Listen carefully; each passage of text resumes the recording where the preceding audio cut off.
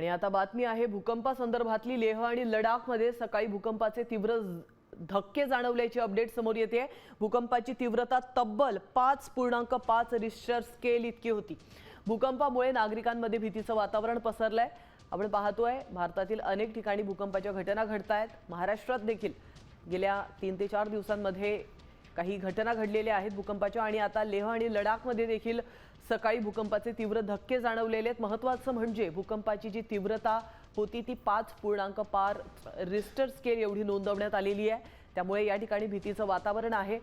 नागरिक चांगलेच भयभीत झाले। लेह आणि लडाखमधून अतिशय महत्त्वाची अपडेट आपण पाहतोय भूकंपासंदर्भातली।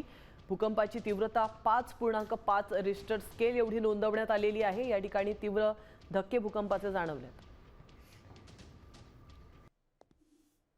साम टीव्ही मी नेहमी पाहतो, त्यावर दाखवलेल्या बातम्या रिलेट करतात।